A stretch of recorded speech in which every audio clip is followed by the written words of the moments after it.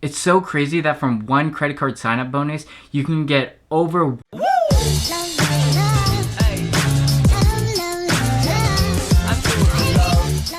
There are two things I value when it comes to personal finance: my time and my wealth. I try to reduce the amount of time I spend managing my finances, all while continuously increasing my net worth.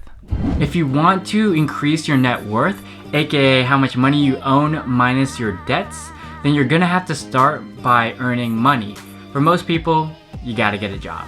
If you're interested in tech and are willing to spend the time to learn a new skill, learn to code. If you want tons of money and are willing to sell your soul, learn to code.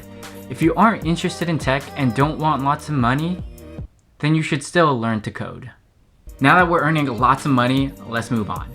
You want your money to make money, so you don't have to.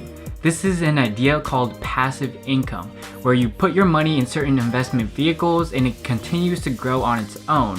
This is how the uber rich continues to gain wealth. It's because their money is no longer tied to the amount of hours they work. You stop trading time for money. In other words, you make dough while you sleep. Next week's video is gonna go in depth on 7 passive income sources, so hit that sub button, and while you're there, bless this video with a like and I'll love you forever. Perhaps the most popular and easiest way to gain passive income is investing through the stock market. I'm going to summarize what I've learned in 6 years of investing and listening to numerous investors who have made millions and billions. 90% of investors underperform compared to the 7 to 8% annual return of the entire stock market. You can very easily get that return for yourself if you just invest in the entire stock market. Even if you have the time to spend hours researching and picking individual stocks, why do you think you can beat professionals who spend 40+ hours a week doing so? Even then, 90% of them can't beat the stock market. Who do you think you are? Invest in low-cost index funds. For example, one index fund I invest in is VTSAX, which contains the entire US stock market. My portfolio grows with the market and outperforms 90% of other investors, and all I do is buy more of it. You want funds that have low expense ratios because you don't want it to cut too much into your gains. Time in the market over timing the market. If you have a lump sum of cash, it's best to throw that money into the stock market rather than waiting for it to dip, because chances are the market's gonna continue to grow. Lastly, and most importantly, don't invest in something you don't understand. There's another magical investment you can make to 10x your returns in a single year. It grows 10x and then you hear about it, buy it at the peak, and then it plummets 10x. So in the end, you actually lose all your money. This is called cryptocurrency. Again, don't invest in what you don't understand. Now on to managing your money so you don't waste time. If you're like most people, you know personal finance is important, but you don't want to spend your life managing money. Your life doesn't revolve around it. So I'm going to share with you a couple ways you can set up systems so you can go ahead and live your life. When you start earning money, you're going to have to put that money somewhere. I recommend a checking account where money can easily be deposited and withdrawn. Have your paychecks directly deposited into your checking account, and make sure you use your checking account to pay off all of your credit card statements. There are many great savings accounts you can open, such as Ally and Marcus. Typically, online bank accounts have better APYs, or the interest you earn while your money is stored in your savings account. You want this APY to ideally be at least 2% so that it grows with inflation. So that way the actual value of the money you have in your savings account stays the same.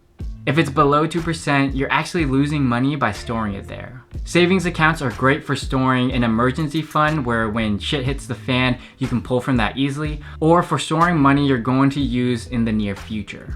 Credit cards are very important because it's one of the easiest ways for you to start building credit. I personally love credit cards and I will go more in depth in a future video. Having good credit is tremendously important because some employers will check it. It'll help you qualify for renting a place. And if you're looking to take out a loan for a house, then having great credit will be a huge benefit.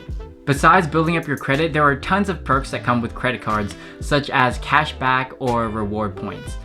This is also another form of passive income, because if you are going to spend money on an item anyways, using your credit card lets you get like 2% back, depending on the card.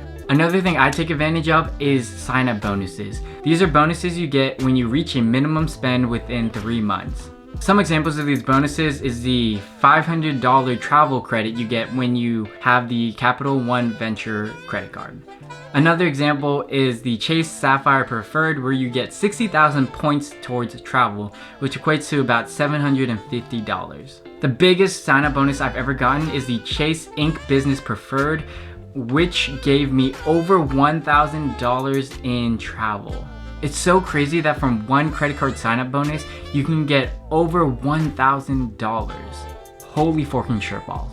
Make sure you're paying off your credit card statements in full every single month. I recommend you connect your checking account to your credit card so that you can automatically pay off the bill every single month. While building up savings such as an emergency fund or savings for a future wedding or a house, automatically transfer money from your checking account to your savings account for that event. After your life is pretty stable, you want to start putting money towards your investments. So if you're investing in the stock market, automatically transfer some money into the exact funds you want to buy. This will simplify the process. You may have noticed a key component to help you manage your finances. That's right, make so much money so it's not a problem. Question your future purchases, especially the big ones. It'd be great to do a sanity check with someone who can help you identify why you're buying this big item in the first place and what purpose it serves. It's also great if they can help you weigh the pros and cons of different alternatives. Have a friend question why you're Ubering everywhere. Then have that same friend question why you just bought this new car when you can save money by buying a used car. Then have them question that you could save even more money by not buying a used car and then just buying a bike. But then you realize roads are dangerous, so now you just walk on the sidewalk. For the little purchases, sleep on it. More often than not, you end up not even purchasing that product. Lastly, when you're doing better than the 80% of people living paycheck to paycheck, you should start thinking about your future financial goals. A financial goal that I have is reaching financial independence while I'm young. This means that my passive income streams are generating enough money where I technically never have to work again. Identify your long-term goals, have systems in place so you can reach those goals, but at the same time, make sure you're enjoying life in the present. There's no point in delaying gratification if you are miserable during the meantime. Or you can just say YOLO and live every day like it's your last. Thanks for watching. I'm FamiLei. I make videos on money and minimalism for millennials every single week, so hit that sub button, give this video a like. I'll see you all in the next video. Peace.